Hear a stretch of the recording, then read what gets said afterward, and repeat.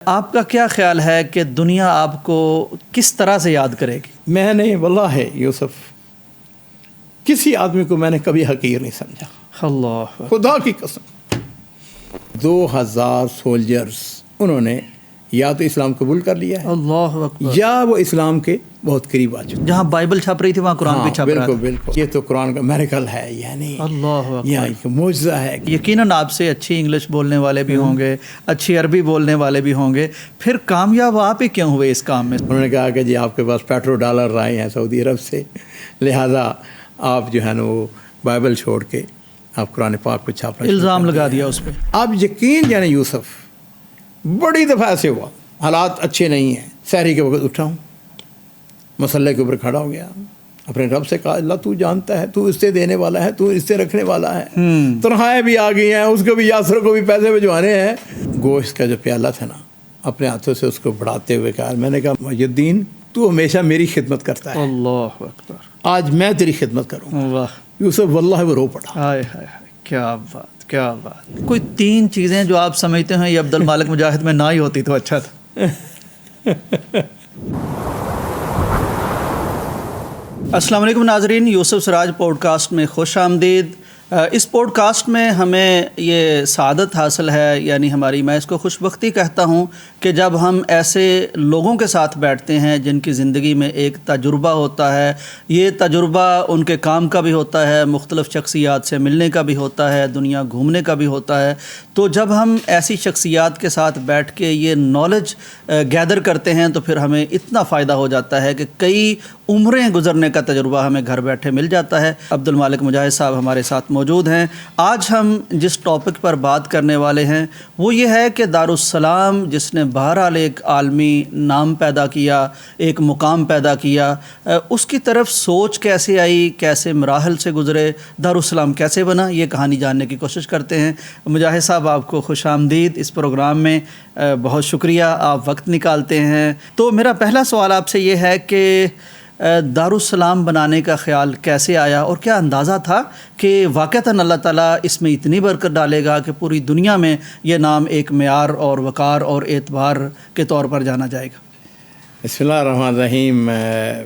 میں بہت شکر گزار ہوں جناب محترم یوسف سراج صاحب آپ کا، اور اپنے جو ناظرین ہیں ان کا بھی، اور ان کے کمنٹس کا، ان کی محبتوں کا، ان کے پیار کا۔ بہت شیخ محبت کر رہے ہیں آپ سے، بڑے پیارے کمنٹس کر رہے ہیں اور خوش ہو رہے ہیں آپ کی باتیں سن کے۔ اس میں کوئی شبہ نہیں ہے کہ اس قسم کا جو پروگرام ہے وہ آگاہی دینے میں، اور خاص طور پر میں سمجھتا ہوں کہ ہماری جو نوجوان نسل ہے جو ہمارا یہ پروگرام دیکھ رہی ہے، اگر ان کے اندر کوئی تربیت ان کی ہو جاتی ہے، یا وہ آگے بڑھتے ہیں، یا ان کے سوچ اور فکر کے اندر کوئی تبدیلی آتی ہے، تو یہ یقیناً ہماری خوش قسمتی ہے اور صدقہ جاریہ ہے، اور صدقہ جاریہ بھی ہے، کوئی شبہ نہیں ہے۔ بالکل صحیح۔ جہاں تک دارالسلام کا تعلق ہے، اس کے والے سے بھی میں ہمیشہ اس بات کو بڑی وضاحت کے ساتھ اور پوری شرح صدر کے ساتھ کہ جو کچھ ہوا ہے یہ اللہ کے فضل و کرم سے ہوا ہے، کیا بات، اور جو ہوگا وہ بھی اللہ کے فضل و کرم سے ہوگا، بے شک، ٹھیک ہے۔ اور پھر اس کے بعد جو کریڈٹ ہے اصل میں وہ ہماری علماء کرام کو جاتا ہے، ہماری ٹیم کو جاتا ہے، ہماری وہ سارے وہ ورکر، اور اس کے ساتھ ہمارے ان ناظرین کو بھی، ان کو بھی جاتا ہے، ہمارے جو قارئین ہیں ان کو بھی جاتا ہے، جو ہمارے لیے دعائیں کرتے ہیں، جو ہمیں اچھے اچھے مشورے دیتے ہیں، اور ہمیشہ وہ ہمارے ساتھ کھڑے رہے ہیں۔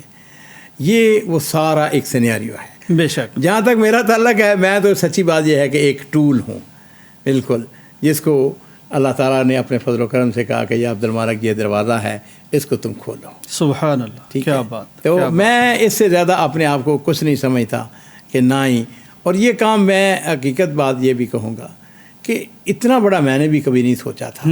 ہر چند کے ہر جو ادارہ جو بناتا ہے اس کی خواہش اور تمنا تو یہ ہوتی ہے نا کہ یہ بہت بڑا ادارہ بنے اور لوگ اس کو سے فائدہ اٹھائیں، دور دور تک یہ کہ اس کی آواز، اس کا پیغام پہنچے۔ لیکن میں یہ سمجھتا ہوں کہ یہ سارا کچھ، یعنی میں نے پچھلے بھی پروگرام کے اندر بتایا کہ میری والدہ محترمہ اور میرے والد محترم، ان کی دعاؤں کا نتیجہ تھا۔ میرے والد مجھ کو بہت اونچا دیکھنا چاہتے تھے، یعنی ہر باپ چاہتا ہے کہ میرا بیٹا وہ آگے بڑھے اور آگے ایک اچھا مقام حاصل کرے۔ شیخ کچھ یاد ہے کہ پہلی دفعہ اس وقت کہاں بیٹھے تھے؟ سعودیہ میں تھے، پاکستان میں تھے، جب آپ نے سوچا ایک ادارہ بنایا جائے، اس کا نام دارالسلام رکھا جائے؟ یہ کہاں کی بات ہے؟ یہ میں اصل میں سعودی عرب ریاض میں وزارت دفاع میں ملازمت کرتا تھا، اور یہ تو نہیں میں کہوں گا کہ بہت میں پیسے کماتا تھا، لیکن بڑے اچھے الحمدللہ اور بڑی عزت تھی۔ تو وہاں پر یہ تھا کہ میرا اپنا انہوں نے الحمدللہ مجھے کمرہ دیا ہوا تھا، اور یہ بڑی بات تھی کہ بھائی آپ کا اکیلے کا اپنا کمرہ ہو جس کی چابی آپ کے پاس ہو، اور آپ اس کو خود کھولیں، خود اس کو بند کریں۔ پھر اس کے ساتھ یہ بھی ہوتا تھا کہ وہاں پر اس زمانے میں، یہ آج سے کوئی 35-38 سال پرانی بات ہے، بلکہ اس سے بھی کچھ زیادہ ہی کہہ لیں 40 سال۔ ٹھیک لو جی، ہوا یوں کہ میں وہاں پر نا، ہمیں اس زمانے میں اخبار ڈیلی دیتے تھے، وہ یعنی دفتر سے نکلنے سے پہلے اخبار جو تھے وہ ڈسٹریبیوٹ کیے جاتے تھے فری آف کورس، ہر ایک آدمی کو ایک ایک اخبار دیا جاتا تھا یار دفتر میں۔ ٹھیک، ہمارے ذہن میں ایک سکیچ تو تھا کہ بھئی ہمیں حدیث کی خدمت کرنی چاہیے، ہمیں حدیث کو لوگوں تک پہنچانا چاہیے، لیکن بعض ہوتے ہیں ٹرننگ پوائنٹ، اور اس میں یہ تھا کہ وہ اخبار کے اندر چھوٹی سی خبر تھی، کوئی بہت بڑی خبر نہیں تھی، کہ لبنان بیروت میں جو سب سے بڑا اشاعتی ادارہ ہے اس کی مالکہ ایک کرسچن عورت ہے۔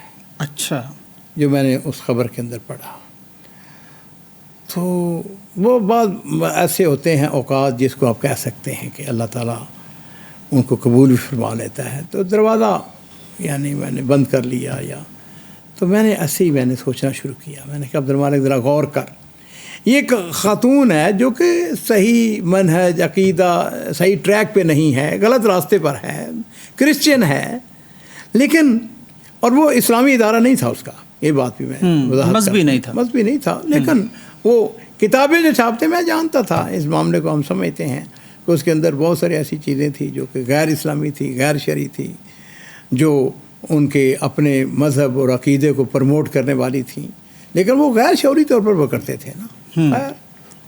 تو میں نے ایسے ہی رونا شروع کر دیا، ایسے آنکھوں میں آنسو آ گئے، اور میں نے کہا عبد المالک اگر یہ خاتون جو حق پر نہیں ہے، تم حق پہ ہو، اور الحمدللہ 100% نہیں، اس سے بھی اگر کوئی زیادہ پرسنٹیج ہے، ہمیں پورا یقین ہے، یا تو تم یہ کام کیوں نہیں کرتے ہیں؟ ٹھیک، ہم کیوں نہیں آگے بڑھتے ہیں؟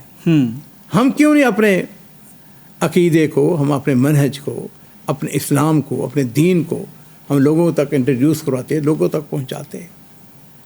یہ وہ آپ سمجھ سکتے ہیں کہ وہ جو جگہ آپ نے فرمایا نا ابھی اپنے سوال میں، جی کہ وہ کون سا ایسا موقع تھا، تو یہ ایک میری زندگی کا ایک ٹرننگ پوائنٹ تھا۔ آف کورس نہ تو میرے پاس وسائل تھے، نہ ہمارے پاس اتنے پیسے تھے، نہ ہی ہمارے سامنے ایک تھا، لیکن وہ دن جو تھا وہ آپ اس کو کہہ سکتے ہیں کہ ایک نقطہ آغاز بن گیا۔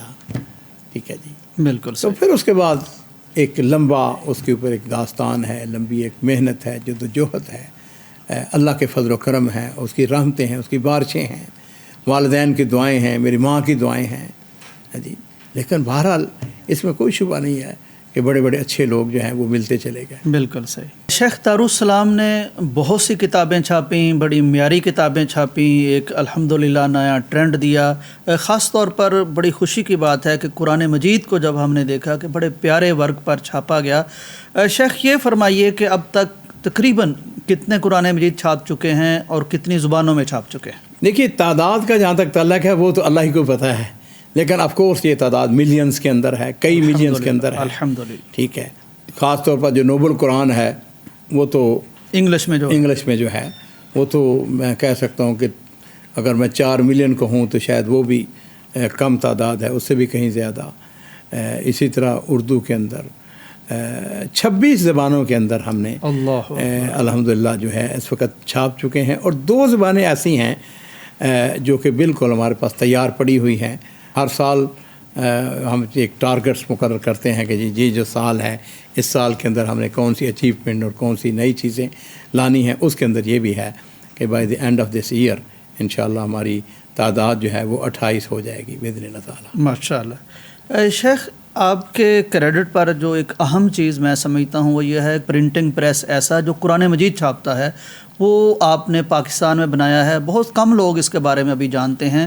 یہ خیال کیسے آیا، اور تھوڑا سا اس پرنٹنگ پریس کا جو خاص ہے قرآن مجید کے لیے اس کا بھی تعارف کروا دیجیے. میرے ذہن میں ایک تخیل تھا اور وہ خواہش تھی کہ بھئی ہم ایک پاکستان میں قرآن پاک کی پرنٹنگ کا ایک بڑا ادارہ بنائیں. الحمدللہ لاہور میں موٹر وے کے اوپر دارالسلام قرآن پرنٹنگ کمپلیکس کے نام سے ادارہ بن چکا ہے. الحمدللہ ہماری 5 ایکڑ جگہ ہے پلس مائنس، اور اس کے اوپر خاصا بڑا، اور ہم نے پچھلے سالوں میں بہت ساری اس کے اندر ترقی بھی کی، نئی مشینری بھی لے کے آئے.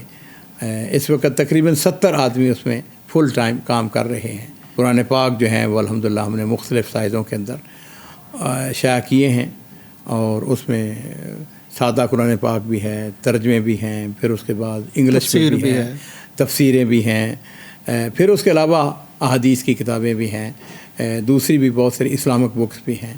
تو یہ ایک وسیع سلسلہ ہے پرنٹنگ پریس کا، جو کہ الحمدللہ اللہ کے فضل و کرم سے ہمارے یہاں پہ مقامی ٹیم ہے. حافظ عبدالعظیم صاحب وہ ہمارے مینیجر ہیں، ان کے ساتھ نوجوان جو ہیں ماشاءاللہ دن رات کام کر رہے ہیں. شیخ، آپ کو ایک دفعہ پتہ چلا تھا کہ ایک خاص کاغذ ہے جس پر بائبل چھاپی جاتی ہے، تو آپ کے اندر تحریک پیدا ہوئی. ظاہر ہے قرآن سے محبت تو ایک مسلمان کی ہوتی ہے، ایک ناشر پھر وہ کر بھی سکتا ہے، تو آپ نے یہ چاہا کہ اسی کاغذ پر قرآن بھی چھپنا چاہیے. یہ کیا کہانی تھی؟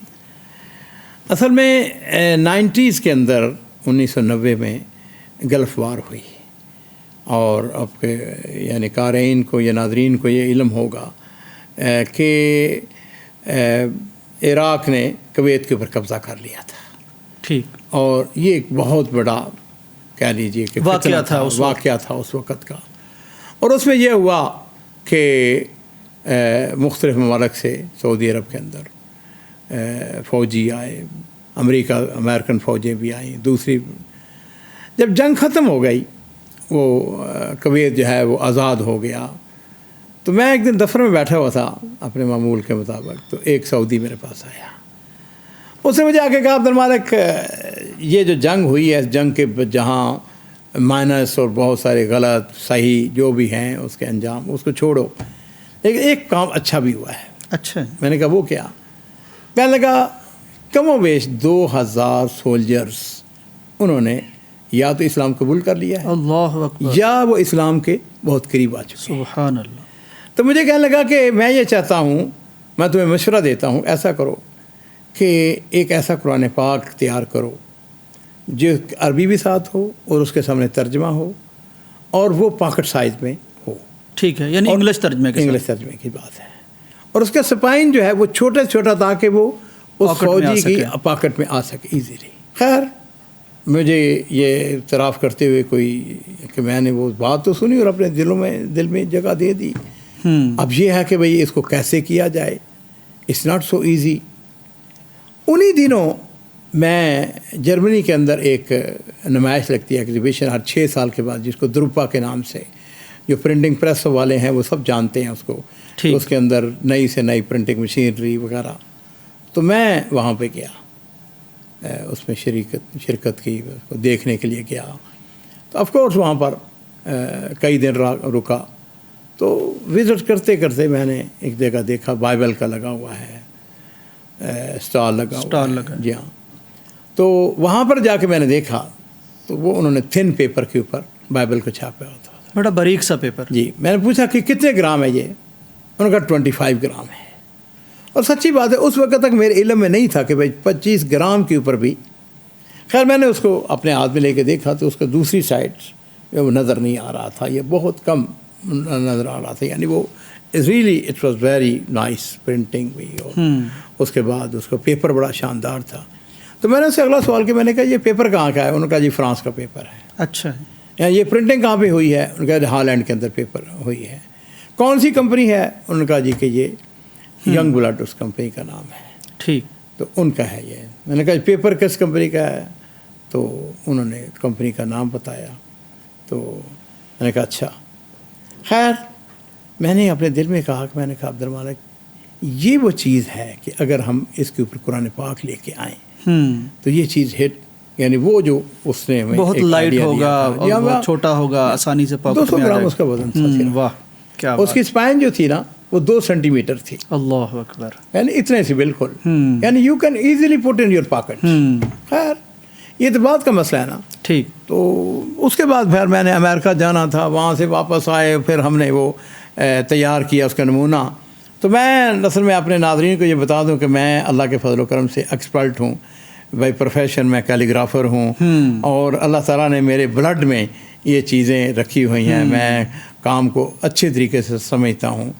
یہ تو نہیں میں کہہ سکتا کہ میں بہت توپ چیز ہوں، لیکن عام لوگوں کے مقابلے میں مجھے کام کی بالکل الحمدللہ سمجھ بوجھ ہے، کیونکہ میرے والد، میرے دادا پردادا، ان کے دادا پردادا جو تھے وہ پچھلے دنوں میں یعنی نے یہ آپ کے جینز میں شامل ہے اور بالکل آرٹسٹک وے سے آپ چیزیں دیکھ سکتے ہیں۔ تو خیر اس کے بعد پھر میں نے اس کمپنی کے ساتھ رابطہ کیا، ایک لانگ سٹوری۔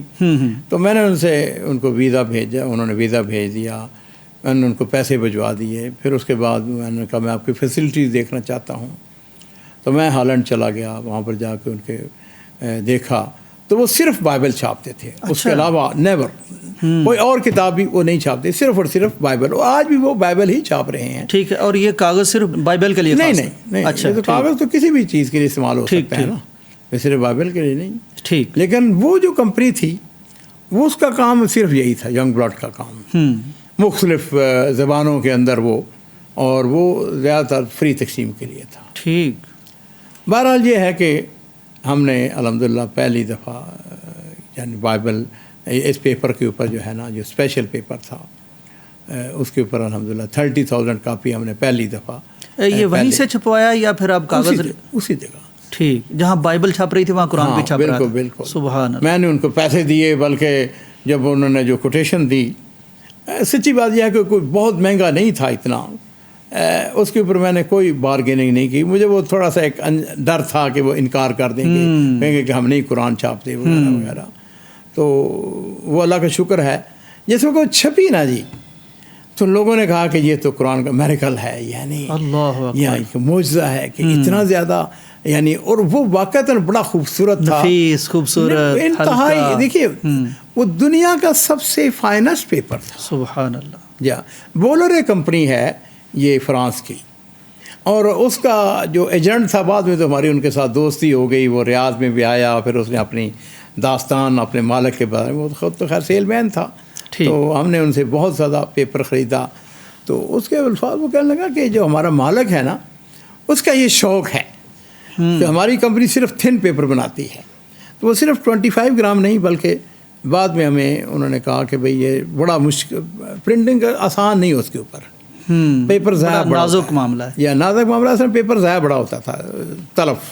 ہاں جی، تو پھر انہوں نے کہا کہ نہیں 28 گرام، 28 سے بھی انہوں نے کہا 30 گرام، وہ ویری ویری مائنر، یہ اس کو کہتے ہیں، تھوڑا فرق پڑتا تھا، معمولی فرق، بالکل صحیح، لیکن اس کے ریٹ میں بھی فرق تھا، وہ سستا تھا 30 گرام کے اوپر، اور 25 میں مہنگا تھا۔ پھر اس کے بعد یہ بات بھی تھی کہ یعنی سچ پوچھتے ہیں نا، وہ کمپنی ابھی بھی قائم ہے، ابھی بھی ہم ان سے کام کر رہے ہیں، کروا رہے ہیں۔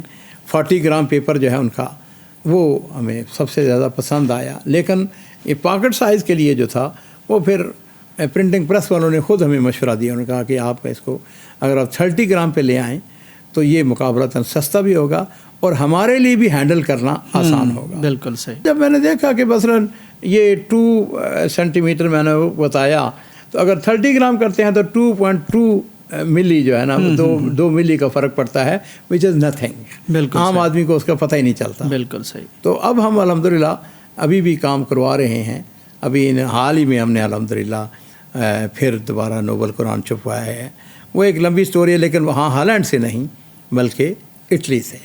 ٹھیک، میں یہ بھی جاننا چاہتا ہوں چونکہ آپ کا یہ شعبہ بھی ہے، آپ کی نظر بھی ہے، تو اس وقت سب سے بڑا پرنٹنگ پریس، سب سے اعلیٰ پرنٹنگ پریس دنیا میں کہاں ہے؟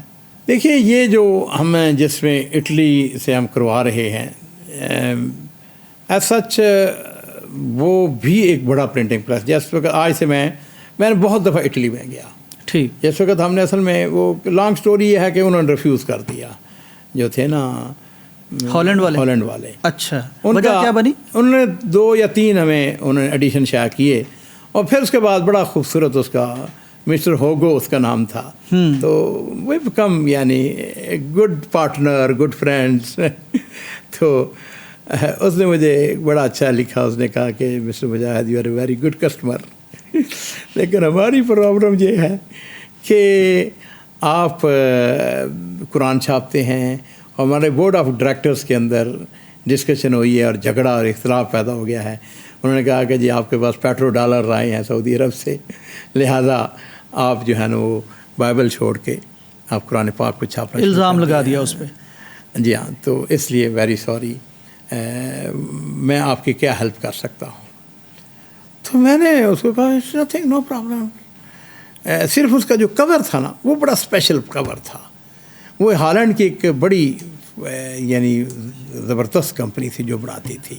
اس کے علاوہ میرا خیال ہے اس جیسا جو اس کا جو ہے نا کور وہ اور کوئی کمپنی شاید ابھی تک میرے علم کی حد تک نہیں بناتی. ٹھیک. اچھا, میں نے اسے کہا کہ صرف اتنا ہے, اس کا مجھے ایڈریس دے دو بس, باقی مجھے تم سے کچھ نہیں چاہیے. تو میں نے عزیزو کیا کیا, اور یہی میں بات اپنے ناظرین کو بتانا چاہوں گا, خاص طور پر نوجوانوں کو. دیکھیے وہ جو ہے مثال ہے نا کہ ایک در بند 100 در کھلا. جس دن اس کا مجھے یہ فیکس ملا کہ بھائی ہم نہیں چھاپ سکتے, تو it takes me 5 minutes, not more than that. تو میں نے کہا کون سی بات ہے. میں نے پتہ کیا کیا, اسی وقت میں نے ایک فیکس اپنے سیکرٹری سے میں نے کہا کہ بھائی ایسا کرو, ایک فیکس لکھو. کس کو؟ بولرے کمپنی کو. ٹھیک. اور ان سے میں نے لکھا, میں نے کہا کہ I want to use your paper, اور مجھے یہ بتاؤ کہ تمہارے کون کون سے کسٹمر ہیں آل اوور دا ورلڈ. اچھا. جو تم سے یہ 25 گرام پیپر خریدتے ہیں. ٹھیک. تاکہ ہم ان سے تمہارا پیپر خرید کے ان سے پرنٹنگ کروا سکیں. ٹھیک ہے. لو جی, ہم نے وہ ان کو بھیجا, تو ود ان فیو ڈیز ان کا جواب آ گیا. تو وہ اس کے اوپر لکھا ہوا ہے امریکہ میں فلاں کمپنی ہے, کوریا کے اندر فلاں کمپنی ہے, جاپان کے اندر فلاں کمپنی ہے, اٹلی کے اندر فلاں کمپنی ہے, ہالینڈ کے اندر فلاں کمپنی ہے, سب کے ایڈریس, سب کے ٹیلی فون نمبر. جی, کیونکہ ان کو تو اپنا پیپر بھیجنا تھا. بالکل صحیح. ٹھیک ہے. اور ہمیں یہ تھا کہ بھائی پیپر تو ان کا استعمال ہونا ہے, لیکن پرنٹنگ کون کون کر سکتا ہے, this and this and this, یہ سارے جو ہیں. بالکل صحیح. تو جی میں نے کیا کیا, انہیں میں سے ایک اٹلی تھا. ان میں سے ایک اٹلی تھا, لیکن میں سب کو میں نے بھیجے, سب کو لیٹر, سیم لیٹر. تو میں نے کہا جی میرے پاس ایک بک ہے, اس کے اندر 1224 پیجز ہیں. ٹھیک ہے جی, یہ 1224 صفحے تھے اس کے ایگزیکٹ. تو ہم 10,000 چھپوانا چاہتے ہیں, اس کا سائز 8x12 ہے, وغیرہ وغیرہ ساری. تو وہ سب سے پہلے مجھے اٹالین نے جواب دیا. میں نے ان سے کہا کہ دیکھیے میں آپ کی فیسلٹیز دیکھنا چاہتا ہوں. میری ایک اس کو خوبی کہہ لیں کہ کوشش میری یہ ہوتی ہے, میں جہاں سے کام کروں میں خود جاتا ہوں وہاں پر. ٹھیک. تو وہاں جا کے میں خود ان کی فیسلٹیز کا جائزہ لیتا ہوں, اور اللہ کا شکر ہے کہ میں ایسے ہی گزرتا جاتا ہوں تو مجھے اندازہ ہو جاتا ہے کہ بھائی یہ کام جنہوں کہتے ہیں نا کہ کنے پانی اچنے. بالکل الحمدللہ. تو وہاں پر میں اٹلی گیا, ان کو جا کے فیسلٹیز دیکھی. بلا شبہ وہ اس وقت یورپ کا دوسرا سب سے بڑا, اچھا, سیکنڈ لارجسٹ. فرسٹ ہالینڈ تھا؟ نہیں, ہالینڈ کا تو پریس چھوٹا تھا. ٹھیک ٹھیک. لیکن اصل میں پرنٹنگ پریس جو تھا وہ تو ان کی ایک اسپیشلائزیشن تھی نا جی, جو بائبل چھاپ رہے تھے, اور بڑا وہ پرانا تھا. اس وقت اس کی پتہ ہے کتنی عمر تھی جب میں گیا, اس وقت 120 ایئر ان کی ایج تھی. اچھا. پرنٹنگ پریس کی 120 سال عمر تھی. ٹھیک ٹھیک. یعنی اس وقت ان کی عمر اس وقت 160 سال ہو چکی ہے. میں یہ بات کر رہا ہوں نا آپ سے, یہ اپروکسیمیٹلی 35-40 سال پرانی. بالکل صحیح. اب یہ جو پرنٹنگ پریس ہے جو کہ اٹلی میں ہے, ان کے ساتھ تو ہم ابھی تک یعنی اس کو بات کو کہہ لیں 30 سال ہو گئے ہیں, 30 سے بھی زیادہ ہو گئے ہیں, ہم کام کرتے چلے آ رہے ہیں. اور ہم نے صرف یہی نہیں کام کروایا ان سے, قرآن پاک ہی نہیں چھپوایا, بلکہ بہت ساری پھر ہم نے دوسری کتابیں بھی چھپوائی ان سے. مجاہد صاحب, اسلامک دنیا میں آپ کس ملک کا پریس سب سے جدید سمجھتے ہیں؟ ہم سنتے ہیں نا کہ بیروت سے کتاب چھپ گئی ہے تو بڑی اچھی چھپتی ہے وہاں. اس میں کوئی شبہ نہیں. دیکھیے بیروت جو ہے وہ پرنٹنگ کا گڑھ ہے. ٹھیک. کوئی بھی تاجر, جس میں میں بھی شامل ہوں, آپ بھی شامل ہوں گے, کوئی بھی پبلشر, اس کی خواہش یہی ہے کہ بھائی پرنٹنگ کوالٹی اچھی ہو, پرائس اچھی ہو. اس اعتبار سے میں نے چائنا میں بہت کام کروایا ہے. چائنا سے بھی ہم نے بہت کتابیں چھپوائی ہیں. ٹھیک چائنا سستا ہے کس کے مقابلے میں؟ بیروت کے مقابلے میں، ٹھیک ایون پاکستان کے مقابلے میں بھی، ٹھیک لیکن ان کی وہ کوالٹی نہیں ہے جو بیروت کی ہے۔ اٹلی بیروت سے 20% مہنگا ہے، ٹھیک کوالٹی بھی بعض کوالٹی ان کی اچھی ہے، لیکن جب آپ کمپیئر کریں گے تو وہ تقریباً 19-20 کا فرق ہے۔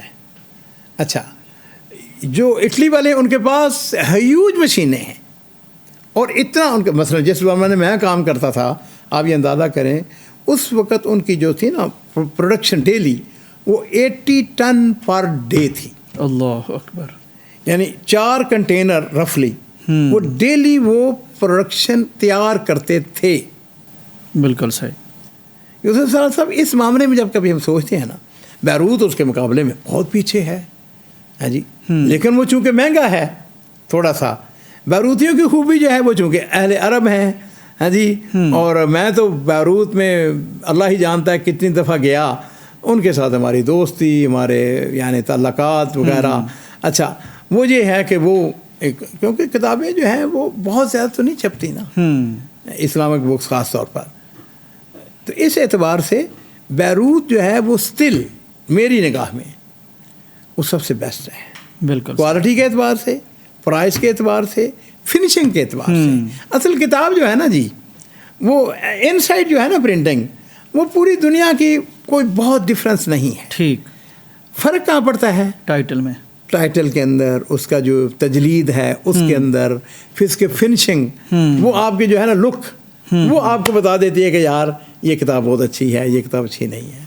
بالکل صحیح۔ مجاہد صاحب، ایک بات میں سوچا کرتا ہوں کہ آپ ماشاءاللہ انگلش بھی بول لیتے ہیں، عربی بھی بول لیتے ہیں، لیکن یہ مجھے سمجھ نہیں آتی کہ یقیناً آپ سے اچھی انگلش بولنے والے بھی ہوں گے، اچھی عربی بولنے والے بھی ہوں گے، پھر کامیاب آپ ہی کیوں ہوئے اس کام میں سعودی عرب؟ میں سمجھتا ہوں ویسے سارے ہی لوگ جو ہے نا اچھی انگلش بولتے ہیں، اچھی عربی بولتے ہیں، لیکن ایسی کامیابی کیسے ملی؟ وہ گر کیا ہے؟ دیکھیے، کچھ ہم نے اصول، اور میں اصل میں خدا نخواستہ اپنی کوئی تعریف نہیں کرانا چاہوں گا، لیکن میں چونکہ یہ ہمارا پروگرام جو ہے بہت سارے نوجوان دیکھیں گے، اور اسی کے لیے ہم ریکارڈ بھی کروا رہے ہیں، بالکل، وہ سیکھنے کے لیے ہماری نوجوان نسل کو، ہمارے جو ہیں ان کو کچھ چیزیں ایسی ہیں جو میں سمجھتا ہوں کہ بحیثیت مسلمان ہمارے اندر صفتیں ہونی چاہیے۔ میں سب سے پہلی بات جو ہے وہ سچائی ہے، جھوٹ نہیں بولنا۔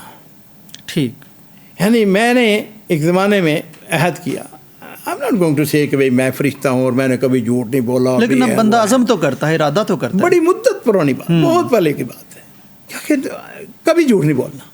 ماشاءاللہ، زیادہ سے زیادہ کیا ہوگا؟ مجھے کسی نے زمین سے اتار دینا ہے، بالکل، ہاں جی، کچھ نہیں کو کرے گا، زمین کے اوپر ہی میں نے رہنا ہے نا۔ بھئی زیادہ یہی ہوگا کہ میں نے ایک کتاب چھاپنی تھی، 2 مہینے کے بعد میں نے دینی تھی، وہ نہیں دے سکا، وہ نہیں پرنٹ ہو سکی، وہ نہیں چھپ سکی، وغیرہ وغیرہ۔ سوری بھائی، یعنی سیدھی بات کرو، جھوٹ نہیں بولنا۔ بالکل صحیح۔ ایک اور چیز جو تھی وہ یہ تھی وعدے کی پاسداری۔ ٹھیک، مثلا بزنس کے اندر ہم نے دیکھا، اس کے اندر بڑے مد و جزر ہیں۔ عام طور سے لوگ یہ، ہاں جی پیسے، اور یہ چیک بک ختم ہو گئی ہے، مطلب کوئی بہانہ لگا دینا، وہ یہی عام طور پر، وہ جی چیک بک ختم ہے، وہ جی باس نہیں آیا جی، وہ جی بینک بند ہو گیا جی، بینک کو فلان ہو گیا جی، یہ ہو گیا۔ تو میں ایک یعنی لفظ استعمال کرتا ہوں، مینیجر۔ مجھے نہیں پتا مینیجر کا کیا معنی ہے، لیکن میں جو سمجھتا ہوں وہ یہ ہے کہ مینیجر کا معنی ہے اس نے مینیج کرنا ہے، بالکل ایسے ہی کام کو، یہی معنی ہے اس کا بنتا ہے، بالکل ایسے ہی، ٹھیک ہے، اس نے کام کو مینیج کرنا ہے۔ بھائی میں عبد المالک جو ہے وہ دفتر 8 بجے لگتا ہے یا 9 بجے لگتا ہے، اگر وہ 10 بجے بھی آتا ہے یا 11 بجے بھی دفتر پہنچتا ہے، تو کسی نے مجھ سے یہ تو نہیں پوچھنا کہ کیوں مجاز صاحب آپ لیٹ کیوں آئے ہیں، یا آپ پہلے اٹھ کے کیوں جا رہے ہیں۔ بالکل، لیکن میری ذمہ داری کیا ہے کہ میں نے سارے کام کو ارینج کرنا ہے، ٹھیک ہے۔ اچھا، اس میں آپ کو خوشی بھی ہوگی، اور میں چاہوں گا کہ ہمارے ناظرین جانیں، بالکل صحیح، میری احتیاط کا عالم کیا تھا کہ ہم نا اپنا جو ہمارا کیا کہنا چاہیے ایجنٹ، وہ ایک ہی ایجنٹ ہے اس وقت سے لے کر آج ٹھیک بیروت میں، لیکن وہ سیرین ہے، دمشق میں رہتا ہے، بڑا پیارا آدمی ہے، اللہ تعالیٰ اس کو جزائے خیر دے۔ یاسر طبا اس کا نام ہے، اس کے بھائی عمر طبا، ہاں جی، ہم 35 سال سے اکٹھے ہیں، ماشاءاللہ، پر گڈ پارٹنر۔ اچھا، ہم جمعرات والے دن پیسے بھجواتے تھے بینک میں، اب میں سچ بات ہے بینک میں خود تو نہیں جاتا تھا، ہم اپنے ایک موظف کو بھجواتے تھے. اب وہ مجھ کو فون کرتا ہے، ادھر میں موظف کو بھجواتا ہے کہ بجا کے ٹی ٹی، اب تو خیر آن لائن کام ہو گیا نا، یہ باتیں اس وقت کی کر رہا ہوں، ٹھیک ہے، میں ٹی ٹی بھجوا کے آؤں. تو میں نے اس کو میں کہتا تھا دیکھو موظف میں نے بھیجا ہوا ہے بینک میں، اگر ٹی ٹی ہو گئی تو میں تمہیں بتا دوں گا کہ وہ پیسے بھجوا دیے گئے ہیں. یہ بھی ہوتا ہے بعض اوقات، ویری ریئر، لیکن مثلاً کمپیوٹر جو ہے نا ان کا خراب ہو گیا ہے، کوئی ایسا مرحلہ پیش آ جاتا ہے کام مکمل اللہ نہ کرے، اللہ نہ کرے، آپ کا ڈرائیور جو ہے اس کا ایکسیڈنٹ ہو گیا ہے، اس کی گاڑی خراب ہو گئی ہے، کچھ بھی ہو گیا ہے، تو آپ نے اتنی بات بتانی ہے جتنی ہے. اس بارے میں میرا معاملہ جو تھا وہ آج تک، یعنی آج اس کا حد تک مجھے کریز کی حد تک ہے کہ جھوٹ نہیں بولنا. بالکل صحیح. یعنی اس کو، تاکہ کیوں مجھے پتا ہے کہ میں نے اگر اس کو کہہ دیا میں نے پیسے بھجوا دیے ہیں، اس نے میرے کہنے کی بنیاد پر آگے وعدہ کر لینا ہے، ٹھیک ہے، اور پھر وہ پورا سسٹم خراب ہو جانا ہے. اور یہی وجہ یوسف صاحب آپ کو جان کے خوشی ہوگی، ایک وقت تھا بیروت میں ہمارا دارالسلام کا طوطی بولتا تھا، ہر پرنٹنگ پریس یہ چاہتا تھا کہ دارالسلام ہمارے ساتھ کام کرے، کرتا وہی تھا ہمارا جو ایجنٹ ہے، بالکل اس کی معرفت. لیکن اس کی وجہ یہ ہے کہ آج تک ہمارا کبھی بھی جو چیک ہے نا وہ ڈس آنر نہیں ہوا آج تک. میں دیتا ہی چیک اس وقت تھا جب اس میں پیسے ہوتے تھے. یعنی یہ وہ جو ہے نا ہیرا پھیری، یہ وہ بہانے بازی، میرے نزدیک بزنس کے، اور یہ میرے ماں باپ قربان ہوں، نبی کریم صلی اللہ علیہ وسلم کی حدیث کیوں نا، من غشنا فلیس منا، بالکل دھوکے باز ہم میں سے نہیں ہے. میں کیوں دھوکا دوں بھائی؟ بعض وقت ایسے ہوتا تھا. پہلی بات تو یہ ہے کہ میں ہر حالت میں نے اپنے وعدے کو پورا کیا. لو جی، یعنی اس اے سکسیس سٹوری. جس وقت ہم نے آغاز کیا نا، تو وہ جو ہمارا یاسر طبہ ہمارے، اس کے ساتھ بڑی دوستی بھی، اور سمجھے گا عبد المالک دیکھ پاس مجھے یہ بتا دو کہ ہر ہفتے کتنے پیسے بھیجو گے. لیکن پھر مجھے یہ نہ کہنا کہ جو میں نے بہانا کہ جی وہ بینک جو ہے نا وہ چیک بک ختم ہو گئی ہے، جی فلان ہو گیا. میں نے کہا ٹھیک ہے. ہم نے جی $5000 سے شروع کیا ہر ہفتے. ٹھیک. کام تھوڑا سا بڑا ہم نے $10,000 کر دیا، کام تھوڑا سا اور بڑا 15 کر دیا، 20 کر دیا، 30 کر دیا، 40 کر دیا، $50,000 ہو گیا ہفتے کا، $60,000 ہو گیا ہفتے کا. اور یہ ہر ہفتے جاتا تھا، اس میں کوئی انقطاع نہیں. کبھی ایسا ہوا عید آ گئی، کسی وجہ سے بینک بند ہے، اگلے ہفتے ہم نے اس کو ڈبل کر کے بھیجا. بالکل صحیح. یہ وہ سکسیس سٹوری ہے جی، اللہ کے فضل و کرم سے. اور میں اپنے ناظرین سے کہوں گا فل بالکل صحیح. دیکھیے، پھر میں عرض کرنا چاہوں گا، عبد المالک جو ہے وہ کوئی فرشتہ نہیں ہے. بعض اوقات انسان مجبور ہو جاتا ہے، بعض اوقات ایسے حالات پیدا ہو جاتے ہیں کہ آدمی چاہنے کے باوجود اپنے وعدے کو پورا، لیکن اس کا بڑا آسان طریقہ ہے کہ جس کو دینا ہے اس کو ٹیلی فون کر کے، بھائی یہ مجبوری بن گئی ہے، یہ حالات ایسے ہو گئے ہیں. لیکن میں یہاں پہ ایک اور اضافہ کیوں نہ کروں، وہ ہے دعا. آپ یقین جانے یوسف، بڑی دفعہ ایسے ہوا، حالات اچھے نہیں ہیں، سحری کے وقت اٹھا ہوں، مصلی کے اوپر کھڑا ہو گیا، اپنے رب سے کہا اللہ تو جانتا ہے، تو اس سے دینے والا ہے، تو اس سے رکھنے والا ہے. تنخواہیں بھی آ گئی ہیں، اس کو بھی، یاسر کو بھی پیسے بھجوانے ہیں. حلفن کہتا ہوں، حلفن. یہ سحری کے وقت دعائیں کی، اہلیہ کو کہا دعا کر، یہ جو بھی دفتر میں آئے تو آپ کو پتہ نا ٹیلی سسٹم ہے، وہ بینک جو بتا دیتا تھا. ٹھیک. تو وہ بینک کو ملاتے پوچھتے کہ کتنا بیلنس ہے. اللہ کا شکر ہے، اللہ نے ہمیشہ عزت رکھی. سبحان اللہ، سبحان اللہ. مجاہد صاحب، یہ بہت شاندار آپ نے بتایا اور اسے بڑا فائدہ ہوگا. اور میں سمجھتا ہوں کہ اگر ایک مسلمان تاجر ایسا ہو جائے تو اسے زبان سے اسلام کی دعوت دینے کی ضرورت ہی نہیں ہے. چھوٹے چھوٹے سوالات ہیں مجاہد صاحب آخر میں. آپ کا کیا خیال ہے کہ دنیا آپ کو کس طرح سے یاد کرے گی؟ میں اللہ تعالیٰ سے یہ امید رکھتا ہوں کہ اللہ تعالیٰ میرا خاتمہ بالخیر کرے گا انشاءاللہ. اور انشاءاللہ ہمارے مرنے کے بعد یعنی وہ خاص چیزیں جو آپ سے متعلق لوگ یعنی یاد رکھیں گے، ہوتی ہے نا کوئی نہ کوئی چیز. ایک تو میں یہ کرتا ہوں کہ میں نے واللہ ہے یوسف، کسی آدمی کو میں نے کبھی حقیر نہیں سمجھا. اللہ خدا کی قسم. ایک عام میرا ملازم ہے, آئی نیور ریممبر کہ میں نے کبھی شاؤٹ کیا ہو موظفین کی, کبھی بھی مجھے نہیں یاد. شاید کبھی ہو گیا ہو انسان ہونے کے ناطے, ٹھیک. اور میں نے کبھی کسی کو یہ نہیں سمجھا کہ چھوٹا ہے, سب برابر ہے. ہیومن بینگ اگر وہ مسلمان ہے تو الحمدللہ ہم سب ایکول ہیں. بالکل اللہ کا شکر ہے, اللہ کی عنایت ہے. میں اپنے موظفین کی اسی طرح ان سے محبت کرتا ہوں جس طرح میں اپنے بیٹوں کے ساتھ محبت کرتا ہوں. واہ کیا بات. اور میں اکثر بھی ایک بات کہتا ہوں, عبد المالک تو سویا ہوتا ہے, تیرے موظف جو ہیں وہ تیرے لیے کما رہے ہوتے ہیں, کام کر رہے ہوتے ہیں. واہ.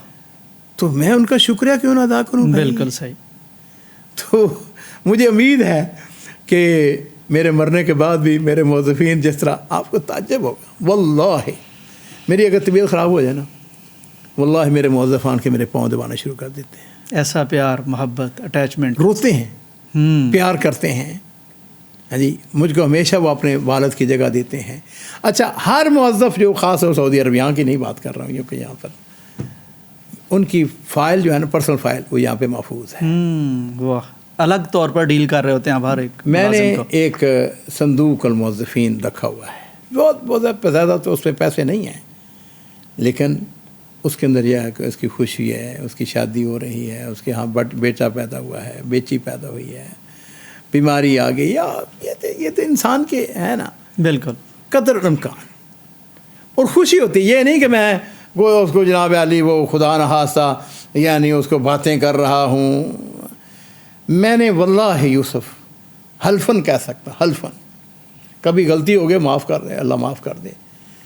کبھی کسی کو حقیر اور کسی کو میں نے نا بہت بڑی یہ نہیں سمجھا ہے کہ کسی کا میں نے مذاق اڑایا ہو. نہیں بھائی, دیکھیے میں یہ نہیں کہوں گا کہ میں کسی چھوٹی فیملی سے ہوں, نہیں الحمدللہ. ہاں جی, ہمارا ایک اصول ہے, ہماری کچھ اخلاقیات ہیں.